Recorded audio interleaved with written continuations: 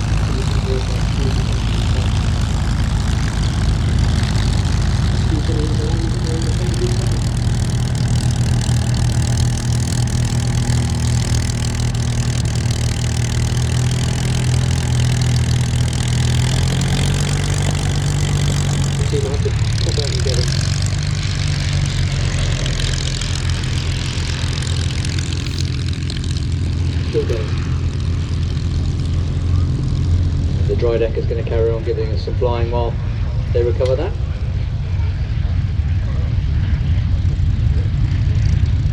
That's a good question. I know we're doing something very special very soon.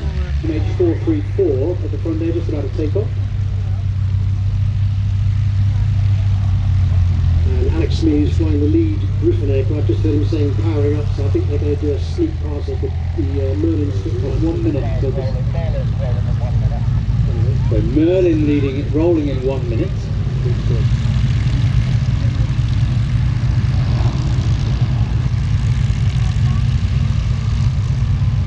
One with the Spitfires because they're liquid cooled engines.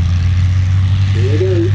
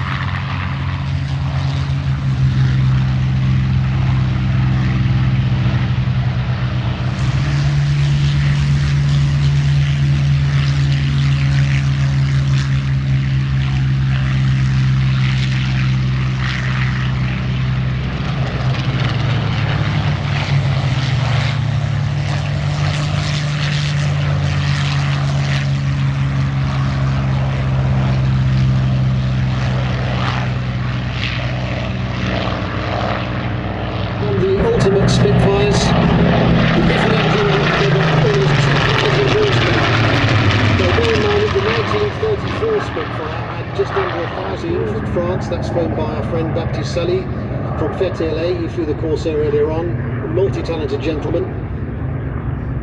Leading aircraft is Alex Smee. He flies for Draken International. He flies an aircraft that provides target practice for the Royal Air Force and the Royal Navy. Not real target practice, I hasten to add.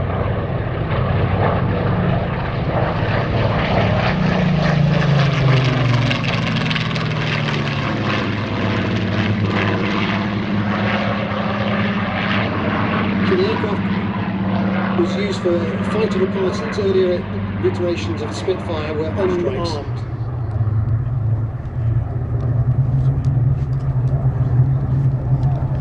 You'll notice as they come past, the first aircraft is what's called a low-back Spitfire. It's got a bubble canopy, which was a late war addition to the Spitfire range. The back one has got a high back.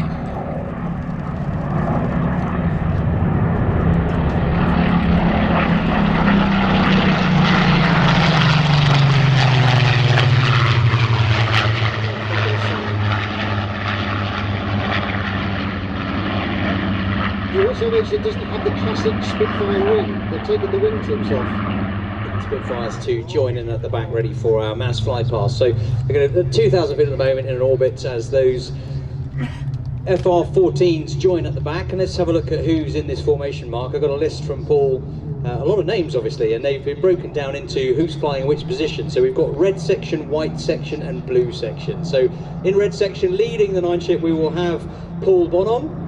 He is an MH434. And you saw Paul's already been given some exercise. He was flying the Fury earlier on. In red 2 we have Nick Smith. He is flying in EE602, a lovely Mark 5C Spitfire. Martin Overall is red 3, he's actually flying a PR11. So, well, we've been talking about the FR-14, the fighter reconnaissance. So that makes up red section. We do then have white section. Rolf Muehm is flying in a lovely Mark 5 Spitfire. That is from the fighter collection EP120. We have George A. Hay in his Mark 16, the American marked as white 2. We'll stop talking now. This is definitely time to get your cameras ready. In from the right hand side, a beautiful 9 ship of Spitfires.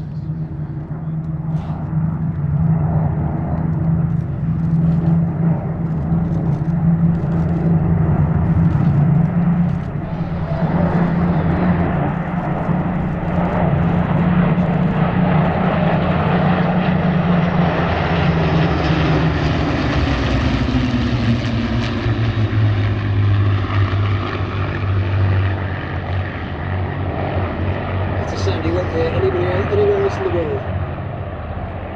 That doesn't put hairs back in your neck, I don't know what does.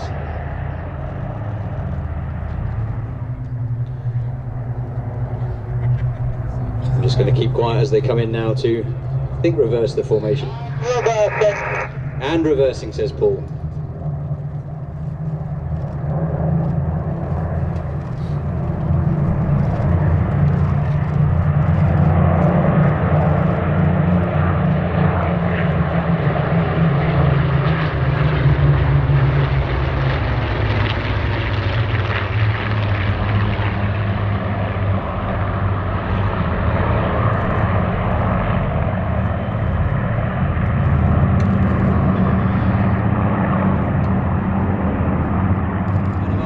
Just in case the wind is drifting us towards the display line, he could just control the formation to bring it nice and close towards us, but not over that line that is established by the rules set by the Civil Aviation Authority.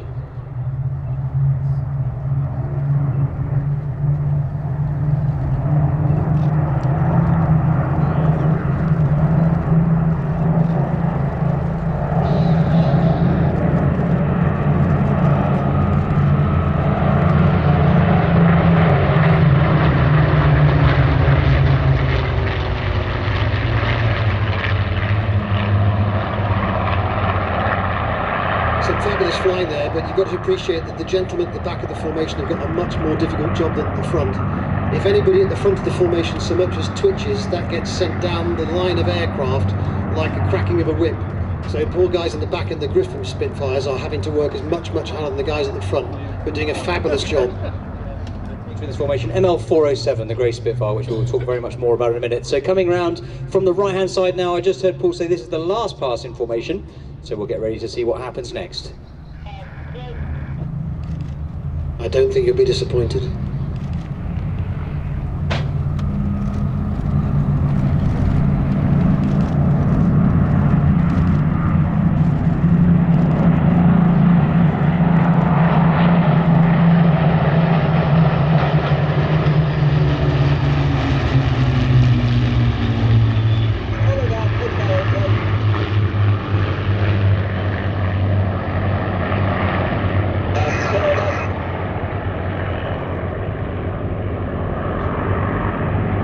It might look like a gaggle, but it's very well choreographed, I can assure you. Paul leading now, a 9-ship tail chase.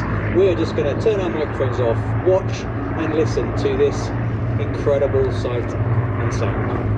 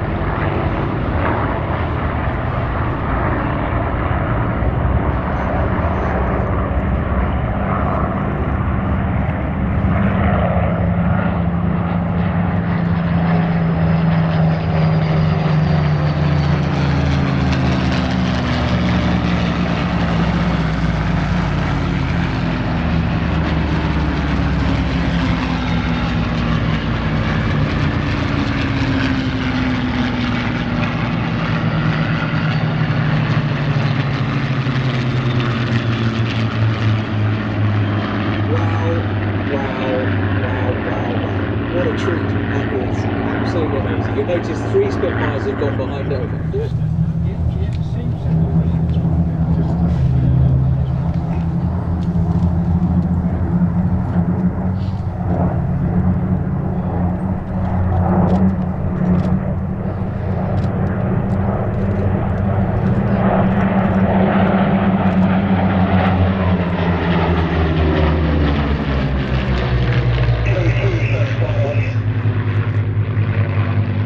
Photographer's nightmare where the sun is, but you can see that beautiful silhouette. You notice that the aircraft on the left has the clip wings Mark was talking about.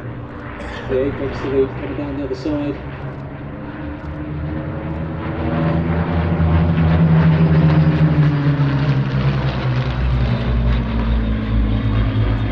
Lead aircraft is MH434, very famous, probably the most famous Spitfire actually.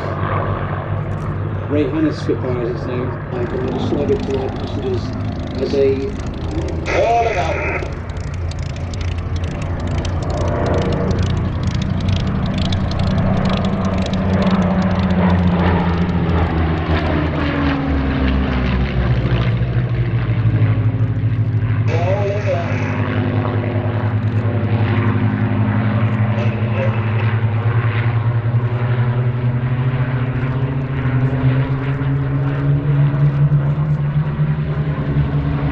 Again, a beautiful smooth lead from Paul in the lead.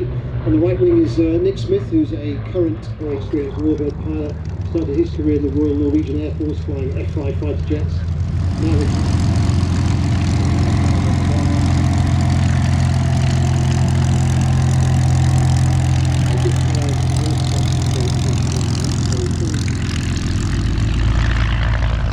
starting final pass, so to the right hand side.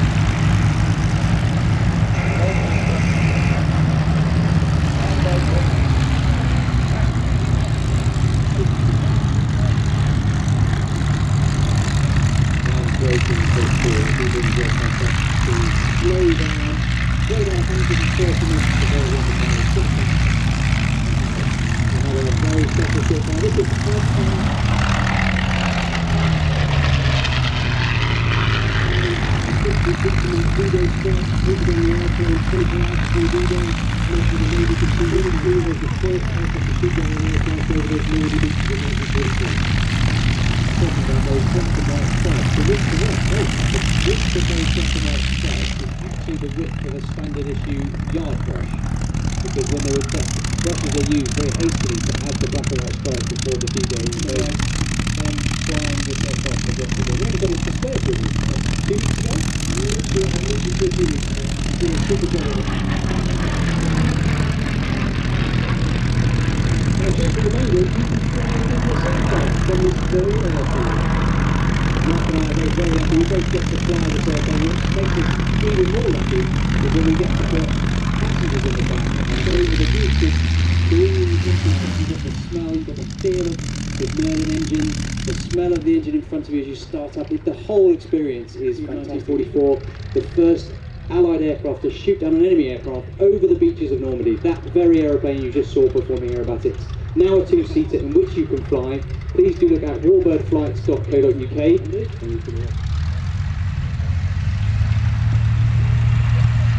And with the problem we talked about with the aircraft overheating before takeoff, you can imagine the engines are even red hot now, having been roasted around for the last 20 minutes. And those Mark 5s will want to get to their parking spot really rather quickly because the engine temperatures will be going off the clock. Not generally a problem in 1940 because the airfields are all big grass airfields and they would simply park the airplanes and get the orcs to the end. Mark's mentioned the Mark 5 Spitfire. If you look under the wing, you'll only see one rectangular box, that is the radiator, and the Mark 5 only had one radiator. The Mark 9, the 1, 2 and 5 only had a single radiator, so it's very susceptible to overheating a little bit more effectively. But in the Mark 5, the big lever in the cockpit that you can operate to move that flat. In the Mark 9 and the higher Mark variants, it's automatic when the temperature reaches around 110 degrees then the truck would operate. It's not so much to stop it from overheating, but even now flying on a hot summer day with the Mark 9 with those auto radiator flaps, so be very careful with the fine line between leaving the engine running long enough after start to get the oil temperature in the right ballpark before you can then take off and you've seen your radiator temperature go up. So It can be quite a fine line. But then they had 2 years of watching what we were doing with aeroplanes before they decided to join them. The 3-point landing there, so means, as Mark mentioned already, once you've got the nose up to land in that attitude, you can't really see that big 27-litre Merlin in front of your face. You can't really see a lot, so you have to use what's happening outside, your peripheral vision, to judge how high you are above the runway. So when you're landing a tail dragger in that 3-point attitude, it's very difficult to see where the runway is and get ready for the wheels to touch down. I have a few admin notices. The big happy birthday to Lee, who made this air show work for us. The airfield owner, I'd like to hand over to Mr. Michael Brown. Michael, over to you. Afternoon, ladies and gentlemen. I'll introduce myself again. Michael Brown, MD Sywell Airshow, park owner. It's a family affair. Right, first off, I would like to thank you all for having the courage to buy your tickets, given that awful weather in the run-up to this air show. But I don't think you've been disappointed. Also, I'd like to thank Richard Grace on your behalf. It is very much his air show, not my air show. Richard has put together a tremendous collection of aircraft flown by some of the best pilots in the world, and they put on a truly spectacular display. There's an awful lot of work goes into putting on something like this, and Richard, helped by his team,